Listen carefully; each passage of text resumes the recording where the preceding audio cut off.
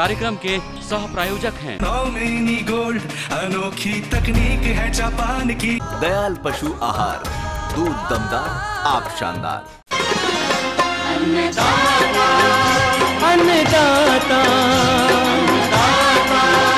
अन्नदाता, नीत तुम्हारा अन्नदाता, पग पग पर है संग तुम्हारे अन्नदाता। लहू किसानों का बन के पसीना सींचता है धरती का सीना। मेहनत का तेरी हक दिलवाने, नई तकनीक नई खोज बताने। पशुधन को गुणवान बनाना, पौध सुरक्षा को सिखलाना, खेती के सब गुर समझाने, भारत का सरताज बनाने। आठों पहर है संग तुम्हारे अन्नदाता, अन्नदाता। नमस्कार, मैं हूं श्वेता भट्टाचार्य। आप सभी दर्शकों का अन्नदाता कार्यक्रम में स्वागत करती हूं। हर रोज की तरह कार्यक्रम में हम लेकर आते हैं खेतीबाड़ी से जुड़ी हुई बहुत सी लाभकारी जानकारियां। तो चलिए सबसे पहले देखते हैं क्या विशेष है आपके लिए आज के कार्यक्रम में। फलन के समय केले की फसल का प्रबंधन और बनाना बीटल का नियंत्रण।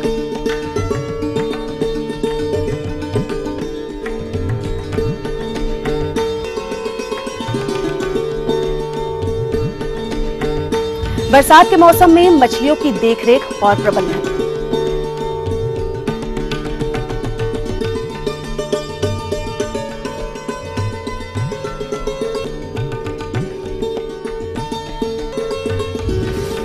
उचित बढ़वार और उपज के लिए अदरक फसल की देखरेख।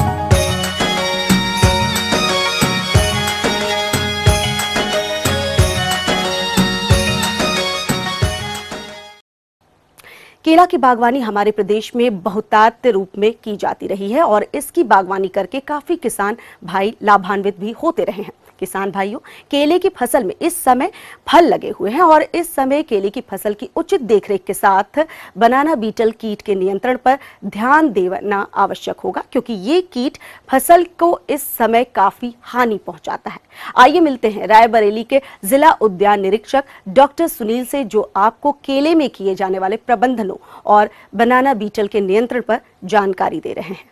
इस समय मेन समस्या जो आती है वो बनाना बीटल की आती है। बनाना बीटल आप खास करके देखेंगे तो आपके केले के उसमें जो है जगह जगह कीड़े रस चूस करके जो है उसमें स्पॉट बन जाती है, लंबी लंबी धारियां बन जाती हैं, जिससे मार्केट में उसकी जो है गिर जाती है, जिससे अच्छा रेट आपको नहीं मिल पाता है। बनाना बीटल के लिए आपको अभी से जो है जो गहर निकल रही है उसमें अगर क्यूनाल फास की एक गोली आती है, अगर गहर के ऊपर क्यूनाल फास की गोली आप रख देते हैं तो जहाँ तक इससे निजात मिल सकती है आपको। दूसरा, अगर ये नहीं उपलब्ध हो पा रही है तो कोई भी अच्छा कीटनाशक जो है इसका स्प्रे आप कर सकते हैं। और जो आपके घने हो गए, सघन हो गई पत्तियों से जगह जगह देखा गया है कि छाया अधिक हो जाती है, तो अनावश्यक जो पत्तियां हैं उसको काट के निकाल दें। और दूसरे, जो साइड में इस समय सपोर्ट देने की आवश्यकता विशेष होती है, सपोर्ट देने के लिए साधारणतया पे लोग यही बम्बू या बांस का इस्तेमाल करते हैं। अगर आपको थोड़ा सा कास्ट बचानी हो, अपनी लागत को कम करना हो, तो इसके लिए जो नायलॉन की आती हैं, रस्सियाँ आती हैं, उसको भी एक दूसरे पत्तियों से एक ऊपर से यहाँ से बांध करके दूसरे पौधे के जड़ में बांध देंगे, तो उससे जो है पौधा गिरेगा नहीं, गहर गिरेगी नहीं, मजबूती प्रदान होगी और कास्ट भी आपकी कम होगी। जो साइड से सकर्स निकल रही हैं और ये जो पत्तियाँ गिर रही हैं इसकी कटाई छटाई करते रहें। साथ में जो सकर्स से निकल रही हैं इसको हमेशा काट के निकालते रहें, क्योंकि ये अनावश्यक रूप से जो है आपके फूड मटेरियल को जो भी आप तत्व देते हैं वो क्षति पहुंचाते हैं। आपकी जो है फल की क्वालिटी जो है हल्की हो जाती है, इसलिए इनका कोई उपयोग नहीं है। इसको काट के निकालते रहें। किसान भाई इसको काट तो देते हैं, लेकिन ज़्यादातर देखा ये गया है काटने के 2-3 दिन के बाद फिर से इसमें कल्ले निकल आते हैं। तो कोशिश ये करें, जैसे ही इसको कल्ले को काटते हैं, काटने के बाद किसी भी चाहे ईंट या जिस भी औजार से आप उसको करते हैं तो उसको हैमर कर दें। थोड़ा सा हैमर करने से वो ध्वस्त हो जाता है, तो इतनी जल्दी सकर्स नहीं निकलती हैं। दूसरी बात, आपके जो गहर है इस स्टेज में पहुंच गई है, किसान भाइयों को ये भी सलाह देते हैं हम कि इस स्थिति में जो फूल बहुत से इसमें देख रहे हैं गहर में लगी हुई है, तो फूल को काट करके निकाल दें। और दूसरे, इस समय 0050 मतलब 0050 का पोटास तत्व जिसमें होता है उसका स्प्रे लगभग ये परिपक्व होने के 40 से 45 दिन पूर्व अगर इसका स्प्रे कर दे रहे हैं तो आपकी फल की साइज और शाइनिंग बहुत अच्छी बनी रहती है। इस समय पौधे को पोटास की आवश्यकता अधिक होती है। और साथ में समय समय पे अगर बारिश नहीं हो रही है तो सिंचाई करते रहें। हम सभी कृषक भाइयों को जो भी केले की खेती कर रहे हैं उनको यह सलाह देते हैं कि अपनी लागत को कम करने के लिए टपक सिंचाई बहुत ही कारगर है। इसमें आप फर्टिगेशन सिंचाई के साथ साथ इसमें जो है घुलनशील जो भी नाइट्रोजन फास्फोरस पोटास के कम्बिनेशन 19-19-19 का आ रहा है और कई कम्बिनेशन अब मार्केट में उपलब्ध हो गए हैं, उसको आप टपक सिंचाई के माध्यम से कर सकते हैं। गर्मी के दिनों में खास करके अगर मल्चिंग इसी ड्रिप सिंचाई के साथ साथ जो है मल्चिंग का प्रयोग कर रहे हैं तो इससे काफ़ी अच्छा आपको उत्पादन भी प्राप्त हो रहा है और साथ साथ लागत में तो कमी आ ही रही है, लेबर कास्ट भी बच रही है, निराई गुड़ाई से निजात मिलती है। और इस प्रकार से अगर हम देखें एक साधारण प्लाट की अपेक्षा जिसमें ड्रिप और मल्चिंग की गई है, उत्पादन में लगभग 25 से 30% का उत्पादन अधिक प्राप्त हुआ है कृषकों को। तो हम आप सभी को सलाह देते हैं, उद्यान विभाग के जो योजना चल रही है national mission on sustainable agriculture, उसमें जो है सामान्य कृषकों को जो है 60% की सब्सिडी दी जा रही है और लघु सीमांत कृषकों को 75% की सब्सिडी दी जा रही है। आप इस योजना का लाभ उठा करके उद्यान विभाग कार्यालय से संपर्क करके जिले में और इसको स्थापित करवा करके अपने लागत को कम कर सकते हैं और उत्पादन को बढ़ा सकते हैं।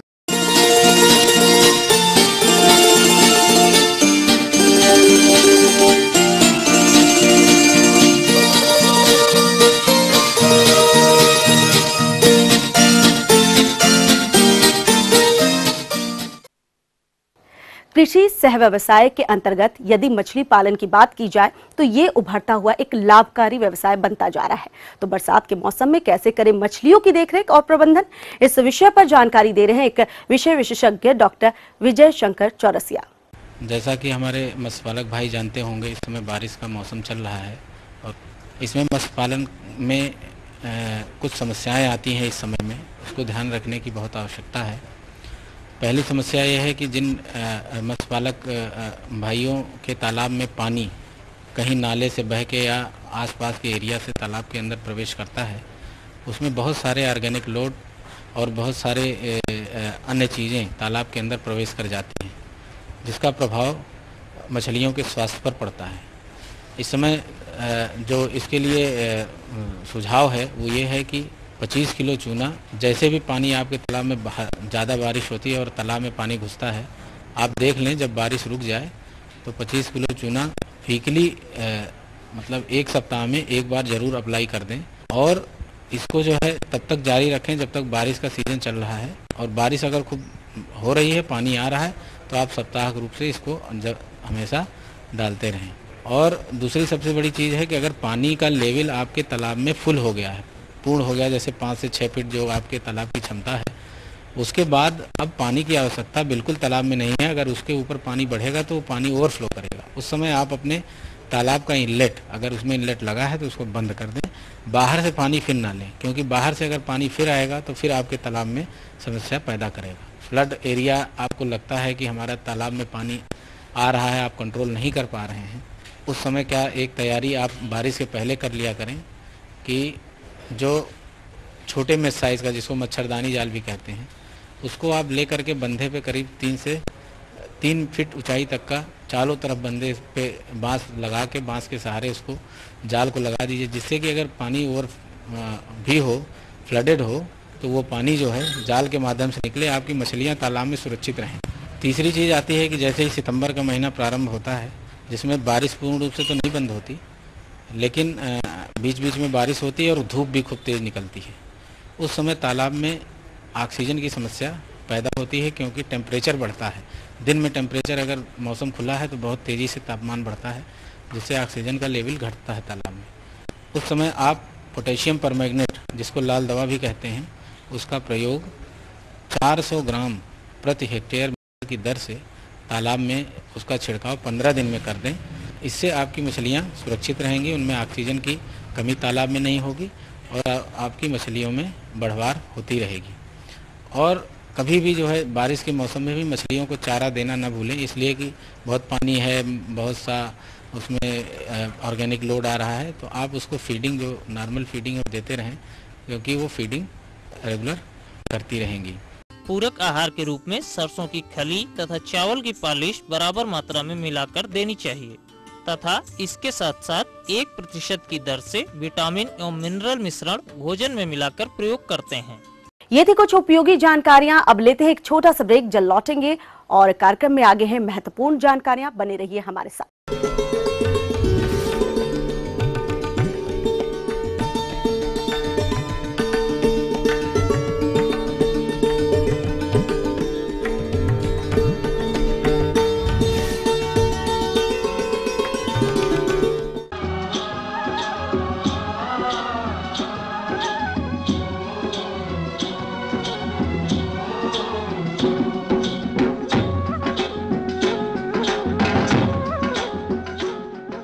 ब्रेक के बाद एक बार फिर से आप सभी दर्शकों का अन्नदाता कार्यक्रम में स्वागत है। बढ़ते हैं अगली प्रस्तुति की ओर।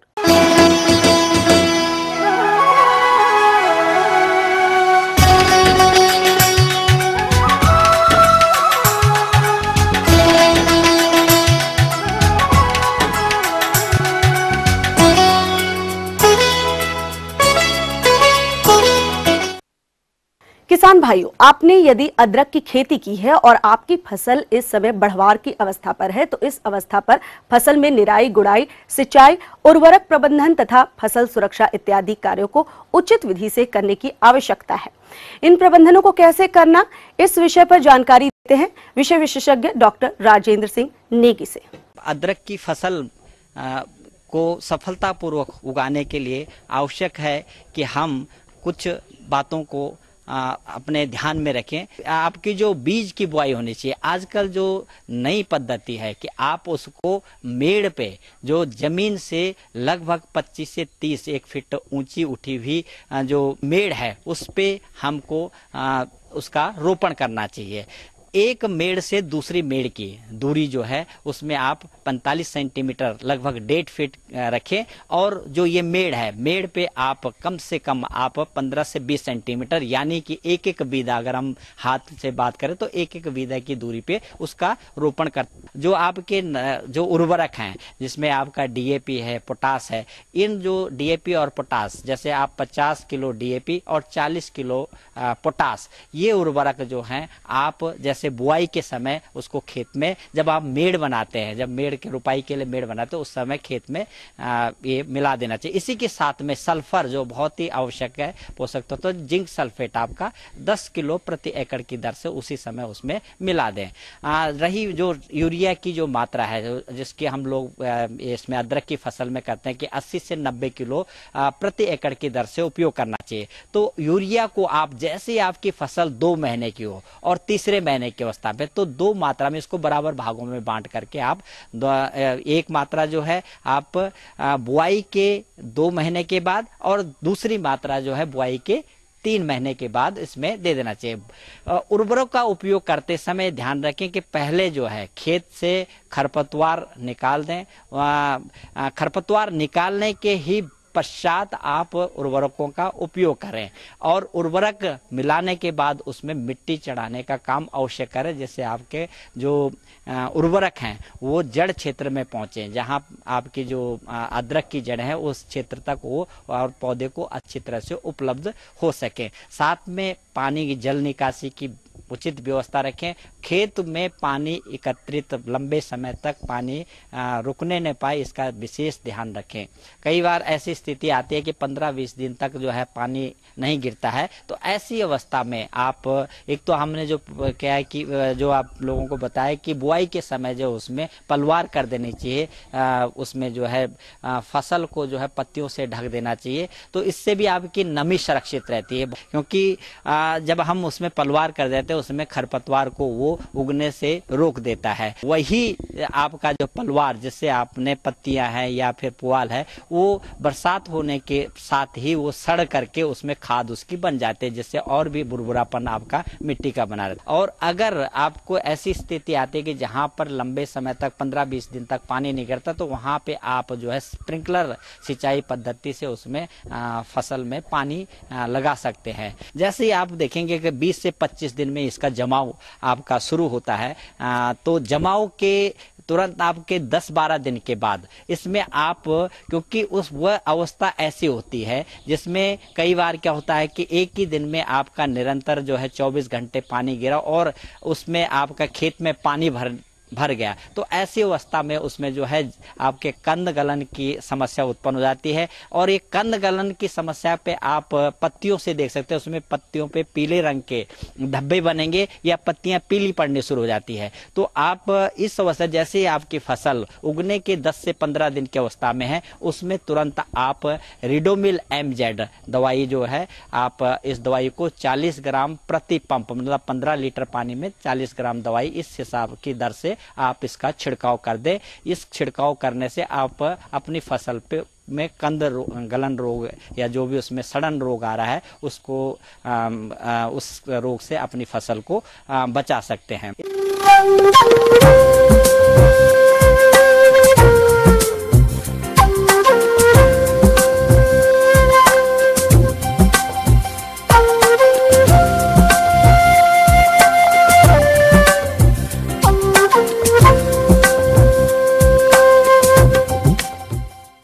मौसम के अनुसार प्रबंधनों पर ही टिकी है आपकी खेतीबाड़ी, इसलिए मौसम पूर्वानुमान और उस पर आधारित साप्ताहिक कृषि सलाह इस प्रकार है। गोविंद वल्लभ पंत कृषि एवं प्रौद्योगिकी विश्वविद्यालय पंतनगर के कृषि एवं मौसम विभाग के वैज्ञानिक डॉक्टर HS कुशवाहा द्वारा भेजे गए मौसम पूर्वानुमान रिपोर्ट के आधार पर इस सप्ताह पंतनगर एवं इससे लगे उत्तराखंड राज्य के ऊधम सिंह नगर एवं नैनीताल जिलों के मैदानी क्षेत्रों तथा इससे लगे पश्चिमी उत्तर प्रदेश के मुरादाबाद, रामपुर, बिजनौर, पीलीभीत, शाहजहांपुर, बरेली एवं बदायूं जिलों में इस सप्ताह के आगे आने वाले 4 से 5 दिनों में इन क्षेत्रों में हल्के से मध्यम बादल छाए रहने, दिन एवं रात्रि के तापमानों में हल्की वृद्धि होने के कारण दिन का अधिकतम तापमान 34 से 35 डिग्री सेंटीग्रेड के मध्य तथा रात्रि का न्यूनतम तापमान 26 से 27 डिग्री सेंटीग्रेड के मध्य रहने, सुबह के समय वायुमंडलीय हवा में नमी की मात्रा 81 से 90% के मध्य एवं दोपहर बाद हवा में नमी की मात्रा 60 से 65% के मध्य रहने, मध्यम गति की हवा 4 से 6 किलोमीटर प्रति घंटा की औसत गति से अधिकतर पश्चिम दक्षिण पश्चिम दिशा से बहने तथा इस सप्ताह के आगे 29 जुलाई से 2 अगस्त के मध्य इन क्षेत्रों में हल्की अर्थात कुल 10 मिलीमीटर बारिश होने की संभावना है। ऐसे अनुमानित मौसम में गोविंद वल्लभ पंत कृषि एवं प्रौद्योगिकी विश्वविद्यालय पंतनगर के कृषि वैज्ञानिकों द्वारा इन क्षेत्रों के कृषक भाइयों को अपने खेतों में खड़ी इस मौसम की विभिन्न फसलों, फलदार वृक्षों, सब्जियों एवं अपने पालतू पशुओं में कुछ कार्यक्रमों को अपनाने की सलाह दी जाती है, जो इस प्रकार है। इन क्षेत्रों की कृषि जलवायु एवं संभावित तापमानों की स्थिति को ध्यान में रखते हुए सलाह दी जाती है कि किसान भाई इस सप्ताह संभावित हल्की वर्षा के मद्देनजर अपने जल संसाधनों का प्रयोग कर धान की रोपाई इस सप्ताह अवश्य समाप्त कर लें। साथ ही किसी कारणवश खाली रह गए स्थानों में पुनः रोपाई करें। धान की पहले रोपी गई फसल यदि 20 से 25 दिनों की हो गई हो, तब फसल की उचित बढ़वार हेतु मेड़ों पर से घास सहित खरपतवारों की निराई कर खेत से बाहर निकाल दें तथा संभावित हल्की बारिश के बावजूद धान की सभी अवस्थाओं की फसल में इस सप्ताह सिंचाई करें। तथा उचित मृदा नमी की दशा में फसल में 25 किलोग्राम यूरिया का प्रति एकड़ की दर से बुरकाव कर दें। धान की पिछले दिनों रोपी गई फसल में यदि खैरा रोग के लक्षण दिखाई दे रहे हैं तब फसल की अच्छी बढ़वार हेतु 5 ग्राम जिंक सल्फेट तथा 20 ग्राम यूरिया का प्रति लीटर पानी की दर से घोल बनाकर पर्णीय छिड़काव करें। धान के कुछ खेतों में तना छेदक एवं पत्ती मरोड़क कीट लग रहे हैं तथा इस सप्ताह के संभावित तापमानों में इन कीटों की संख्या में और वृद्धि हो सकती है, जिससे फसल की बढ़वार पर प्रतिकूल प्रभाव पड़ सकता है। पहचान हेतु किसान भाई खेत में घूमकर देख लें कि ये कीट पीले रंग के पतंगे होते हैं तथा सुबह एवं शाम के समय धान की पत्ती के अगले भाग पर अंडे देते हैं तथा अंडों से निकलने के बाद सुंडी तने के अंदर घुसकर उसे काट देती है, जिससे पौधे की गोफ सूख जाती है। अतः यदि डेड हार्ट की संख्या 5% से अधिक दिखाई दे रही है तब किसान भाई फसल को इन कीटों से और अधिक नुकसान पहुंचाने से रोकने हेतु फिप्रोनिल 0.3 जी की 10 किलोग्राम मात्रा का अथवा फिप्रोनिल 0.4 जी की 8 किलोग्राम मात्रा अथवा कार्टाप हाइड्रोक्लोराइड 4 जी की 8 किलोग्राम मात्रा का प्रति एकड़ की दर से खेत में बुरकाव कर दें। लेकिन ध्यान रखें कि इन कीटों के प्रभावकारी नियंत्रण एवं कीटनाशी के सही उपयोग हेतु इनमें से किसी भी कीटनाशी का बुरकाव करते समय खेत में हल्का पानी भरा रहने दें। जो किसान भाई किसी कारणवश सोयाबीन की बुआई अभी तक नहीं कर पाए हों वे सोयाबीन की Pant soybean 20, Pant soybean 21, Pant soybean 22, Pant soybean 23 आदि में से किसी किस्म के प्रमाणित बीज की इस सप्ताह बुआई समाप्त कर लें। सोयाबीन की खड़ी फसल में निराई कर खरपतवार निकालें तथा घने पौधों को निकालकर 12 से 15 पौधे प्रति मीटर की दर से नियंत्रित कर दें। किसान भाई कुछ पौधों को जड़ सहित उखाड़कर देख लें कि उनकी जड़ों में वायुमंडल से नाइट्रोजन स्थिर करने वाली गांठें बनी हैं अथवा नहीं। यदि गांठें नहीं बनी हों तब उचित मृदा नमी की दशा में 15 किलोग्राम यूरिया का प्रति एकड़ की दर से बुरकाव करें। मूंग, तिल एवं बाजरा की बुआई हेतु इस सप्ताह भी अनुकूल तापमान रहेगा, अतः अच्छे जल निकास वाले खेतों में इनकी बुआई करें। तिल की type 4, type 12, type 13, type 78, MT 75, RT 46, SWB 32, SWB 3210 आदि में से ही किसी किस्म के प्रमाणित बीज की बुआई करें। मक्का की नरमंजरी निकलने की अवस्था की फसल में 30 किलोग्राम यूरिया प्रति एकड़ की दर से पंक्तियों के बीच डालें, जिससे मक्का की फसल में नरमंजरी निकल जाए। लीची के नए पौधे तैयार करने हेतु बागों में कूटी लगाने हेतु इस सप्ताह से अनुकूल मौसम रहने की संभावना है, अतः सलाह दी जाती है कि इच्छुक किसान भाई लीची के बागों में इस सप्ताह से बूटी लगाना प्रारंभ कर दें। ऐसे मौसम में लीची के बड़े वृक्षों पर छाल खाने वाले कीटों एवं तना छेदक वाले कीटों का प्रकोप होने की संभावना है, अतः सलाह दी जाती है कि इन कीटों के दिखाई देने पर पौध सुरक्षा हेतु मोनोक्रोटोफास की 2 मिलीलीटर मात्रा का प्रति लीटर पानी की दर से घोल बनाकर पेड़ों के ऊपर एक छिड़काव करें। मिर्च की खड़ी फसल में जल विगलन रोग लग सकता है, जिससे फलों पर पकते समय काले धब्बे बन जाते हैं तथा ये धब्बे फल की लंबाई में बढ़ते हैं, जिससे फलों के बीज का रंग बदलकर खराब हो जाता है। अतः फसल में ये लक्षण दिखाई देते ही धूप खिलने पर नियंत्रण हेतु इंडोफिल M45 की 2.5 ग्राम मात्रा का प्रति लीटर पानी की दर से घोल बनाकर छिड़काव करें। पशुपालक भाई ध्यान दें कि बरसात के इस मौसम में पशुओं में लीवर फ्लू रोग होने की अधिक संभावना रहती है, अतः इस रोग को रोकने हेतु गाँव के तालाब का गंदा पानी न पीने दें। साथ ही बत्तखें पालें, जिससे कि घोंघे खाकर लीवर फ्लू रोग में कमी आएगी। इस माह में अधिकतर गाय एवं भैंस ब्यात करती हैं। सामान्यतः गाय तथा भैंस ब्याने के 1 माह के अंदर गर्मी में आ जाती है, अतः पशुपालक भाइयों को सलाह दी जाती है कि वे ब्याने के 1 माह के अंदर गाय या भैंस को गाभिन न कराकर इससे अगली गर्मी जो कि लगभग 21 दिन बाद आएगी उस समय अवश्य ही गाभिन कराएं, अन्यथा ब्यात अंतराल बढ़ने के कारण पशुपालक को काफी आर्थिक हानि उठानी पड़ सकती है। यह भी ध्यान दें कि कुछ पशुओं में गर्मी के लक्षण स्पष्ट नहीं होते हैं, अतः ऐसे मादा पशुओं पर निगाह रखें। यदि फिर भी पशु गर्मी में न आए तब नजदीकी पशु चिकित्सक की सलाह अवश्य लें।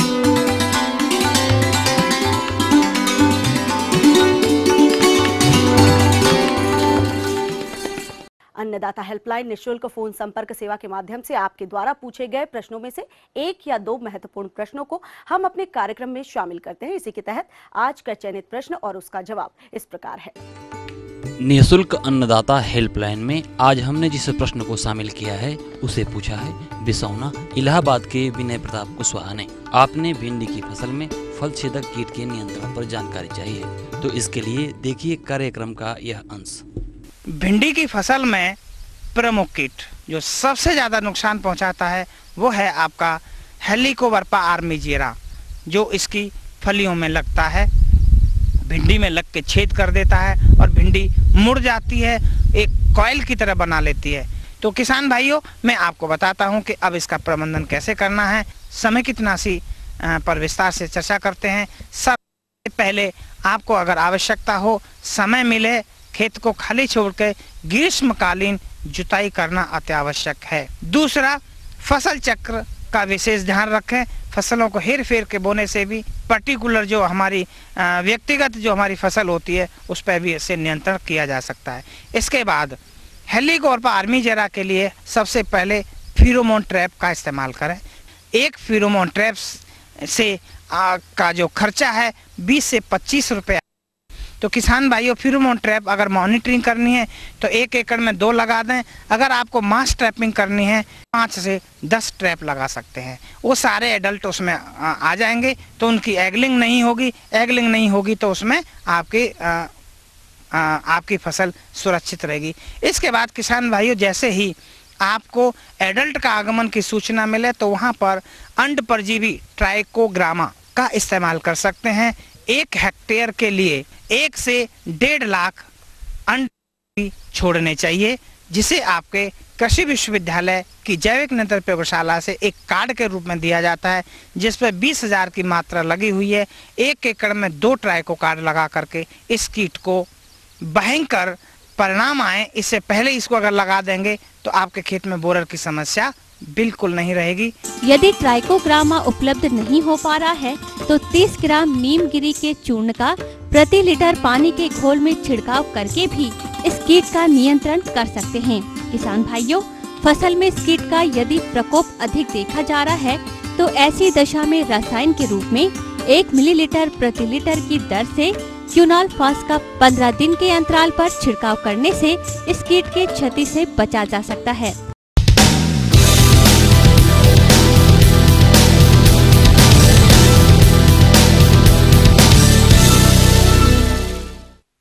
राज्य के विभिन्न मंडियों में कृषि उत्पादों के चढ़ते उतरते बाजार भाव की संक्षिप्त जानकारी इस प्रकार है।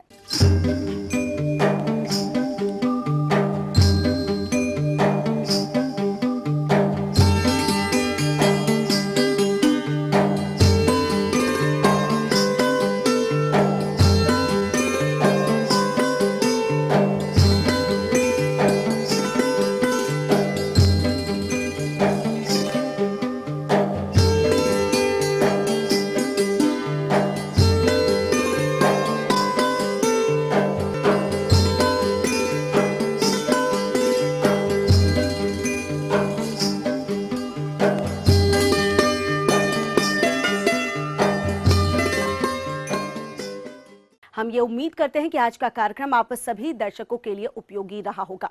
किसान भाइयों, अन्नदाता आपकी सेवा के लिए संकल्परत है।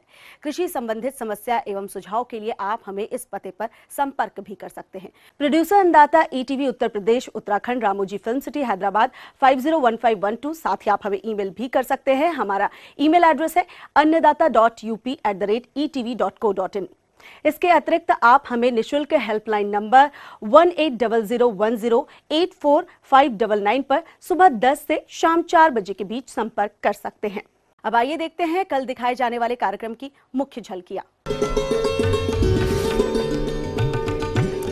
SRI विधि से धान रोपाई पर जानकारी।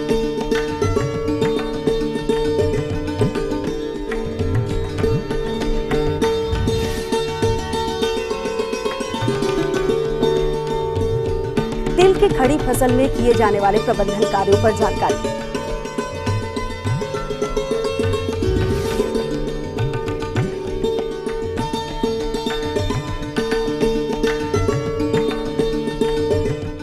फिलहाल अन्नदाता की पूरी टीम को दीजिए इजाजत। कल फिर इसी वक्त आपसे मुलाकात होगी कृषि संबंधित कुछ और रोचक जानकारियों के साथ। नमस्कार।